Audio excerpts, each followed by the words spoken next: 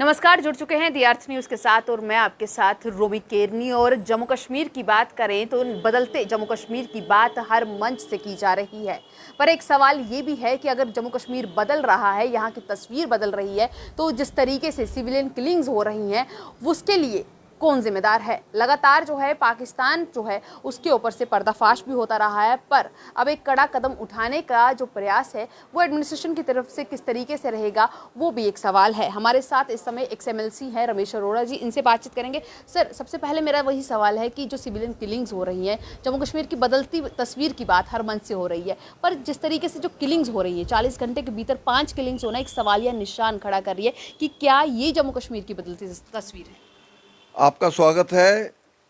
हमारे ये शब्दावली आपने ठीक यूज़ की, लेकिन एक्स जो है हम लोग यूज़ करते हैं लीगली, क्योंकि वकील होना ही इसके लिए फॉर्मर MLC के नाते हम यूज़ करते हैं। एनीहो, आपने अच्छा प्रश्न किया। कुल मिला के लगता है कि सिचुएशन जो है वो ख़राब करने का प्रयास हो रहा है।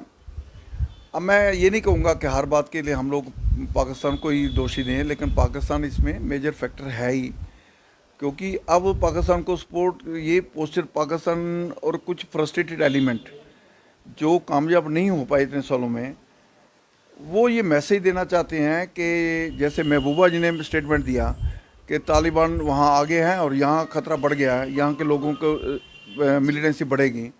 मुझे लगता है वो मैसेज देने के लिए बेसिकली ग्राउंड पे तो फेल हो गए, उस तरह के इंसिडेंट करने में तो कामयाब नहीं हुए। अब उन्होंने क्या किया है कि जिसे कहते हैं चोर छुप के किसी को पास जाके मेडिसिन बहाने लेने के बहाने, जैसे बिंदु को उन्होंने शार्ट के मारा, जैसे गोलगप्पा वाला बेचारा वो गोलगप्पे लोगों को खिला रहा है उसको मार दिया। एक इंटेंशन डेलिब्रेट उन्होंने चलाई है कि ये लोगों को फ्रस्ट्रेट करने के लिए कि बाहर के आके यहाँ लोग ना बसें। मुझे लगता है कि इस अटैम्प्ट में वो कामयाब नहीं होंगे, क्योंकि ये बेसिक फंडा था जो 1989 में जब शुरुआत हुई थी मिलिटेंसी की, तब ये शुरुआत हुई थी इस प्रकार की घटनाएं करना। तो जिन लोगों को ये गलतफहमी है मिलिटेंसी को कि भाई हम लोग 89 को रिपीट कर लेंगे, 90s को रिपीट कर लेंगे, 89 90s रिपीट नहीं होगा। ये ज़रूर है कि पाकिस्तान और उसको, मुझे लगता है कि मैं पॉलिसी पे बहुत ज़्यादा नहीं बोलता, लेकिन भारत सरकार से ये अपील करना चाहता हूँ आपके माध्यम से भी, भारत सरकार इसके बारे में ज़रूर सोचे कि 1994 का हमारा जो रेजोल्यूशन है, क्या अप्रोप्रिएट समय तो भारत सरकार ही डिसाइड कर सकेगी।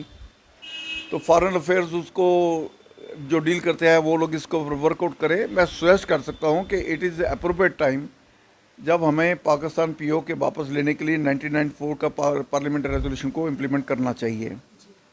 इसलिए मिलिटेंसी को रोकना है तो भी अग्रेसिव और ज़्यादा होना पड़ेगा।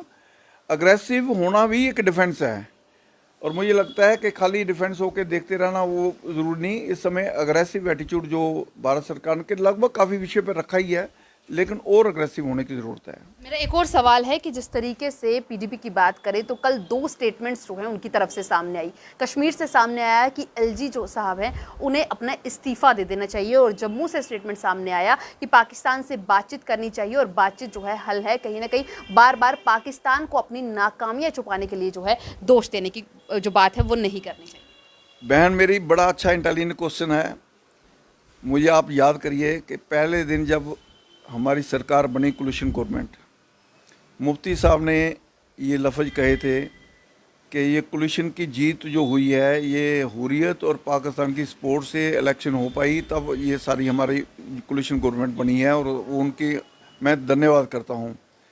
मुफ्ती साहब की ये स्टेटमेंट हम लोगों ने चैलेंज की थी कि आप गलत कह रहे हो, ये डेमोक्रेसी की जीत है और आप लोगों ने गलत स्टेटमेंट दिया है। ये उन्होंने डिफरेंस ऑफ ओपिनियन के बीच जो हैं मुफ्ती साहब ने कोलिशन गवर्नमेंट की पहली प्रेस कॉन्फ्रेंस में ही डाल दिए थे, और वो अल्टीमेटली इसलिए बहुत प्रोलॉन्ग नहीं हो सकी। और वो जो उन्होंने बीज बोए उसका रिजल्ट ये हुआ था कि हम लोग बहुत देर तक इकट्ठे नहीं चल सके। इसलिए मुझे लगता है कि PDP का ये स्टेटमेंट, ये सोच, PDP बेसिकली, अब जैसे महबूबा जी ने कहा कि मैं इलेक्शन नहीं लड़ूंगी, आप नहीं लड़ूंगी तो आप लोगों को आप इसलिए कि मैसेज देना चाहते हैं कि मैं नेशनल कॉन्फ्रेंस से ज़्यादा अग्रेसिव हूँ, ये मैसेज देना चाहती है वो। मुझे लगता है कि उनका मैसेज कामयाब नहीं होगा कि उसके बड़े साथी उनको छोड़ के जा चुके हैं, और जम्मू में भी इस प्रकार की सारी जो सिस्टम है और मुझे लगता है ना कश्मीर वाली स्टेटमेंट काम आएगी, ना यहाँ वाली स्टेटमेंट काम आएगी। और ज़रूरत पड़ी, अगर ये लोग अपनी आदतों से, अपनी हरकतों से बाज नहीं आए, डिसीज़न मैं नहीं ले सकता, डिसीज़न बीजेपी नहीं ले सकती, डिसीज़न लेना है केंद्र सरकार ने या स्टेट सरकार ने। तो केंद्र सरकार या स्टेट सरकार इसके ऊपर निर्णय लेंगे। और ज़रूरत पड़ेगी, अगर पहले भी उन्होंने 3 चीफ मिनिस्टर गिरफ्तार किए और ज़रूरत पड़ेगी तो वो किसी हद तक जाएंगे। यहाँ पर नॉर्मल से डिस्टर्ब नहीं होने देंगे। आम आदमी की fundamental right to life fundamental right है, उसको ख़त्म नहीं होने देंगे। तो मेरा आखिरी सवाल ये रहेगा कि जिस तरीके से आपने बात की है कि केंद्र सरकार जो है एक बार फिर कड़ा रुख अपना सकती है, तो आतंकवाद के खिलाफ जो है किस तरीके का रुख देखने को मिलेगा? क्योंकि हमने देखा कि एलजी साहब ने खुद एक जो न्यूज़ चैनल है उसके इंटरव्यू में ये कहा कि आने वाला एक हफ्ता जो है सबको बता देगा कि किस तरीके से आतंकवाद पर प्रहार किया जाता है। मैं अभी श्रीनगर में जब एलजी साहब से मिला तो उनसे एक तो जो अपर क्लास को बार किया गया था, खत्री, महाजन, सिख, राजपूत, ये जगह एग्रीकल्चर लैंड ना खरीद सकते, ना बेच सकते हैं, बेसिकली वो मुद्दा था। उन्होंने उस मुद्दे पर कमिट किया कि एक हफ्ते के अंदर हम 10 दिन के अंदर हम सॉर्ट आउट करेंगे। और हमें खुशी हुई उनकी बात सुन के कि मेमोरेंडम हम दे के आए थे। अब मुझे लगता है कि दूसरा मुद्दा हमने स्वाभाविक था, एक पब्लिक लाइफ में होने के कारण हम लोगों ने यही रखा कि कश्मीर में जो जिसकी डेथ हुई थी उसके भी संस्कार पे मैं गया था। और गवर्नर साहब को जाते ही हमने कहा कि मैंने संस्कार पे गया था, मुझे तकलीफ़ हुई उनके सुन के कि भाई पूरी मिलिटेंसी में नहीं मारा गया, अब मारा गया। एक फ्रस्ट्रेटेड अटैम्प्ट है। और मुझे लगता है कि गवर्नर साहब ने बिल्कुल ठीक कहा है। ये डिमांड करना कि गवर्नर साहब रिज़ाइन करें, ये करें, ये तो सिर्फ पेपरों में रहने के लायक एक स्टेटमेंट है और ज़मीन पे कुछ नहीं है। गवर्नर साहब, मैं कहूँगा कि पिछले जितने टर्म्स के बाकी गवर्नर रहे उन्होंने भी अच्छा किया, लेकिन जितने विजनरी और कैलकुलेटेड ये चल रहे हैं, मैंने बहुत देर पर बाद इस प्रकार का गवर्नर देखा है जो बोलता कम है, एक्शन ज़्यादा करता है। और उन्होंने अगर ये लफ्ज़ बोल भी दिए हैं तो डेफिनेटली ज़मीन पे इसका रिज़ल्ट मिलेगा।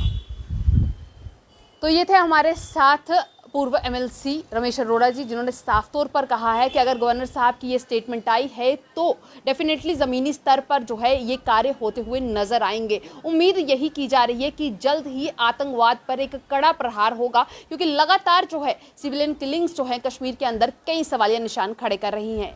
इस इंटरव्यू में बस इतना ही। जुड़े रहें दी अर्थ न्यूज़ के साथ।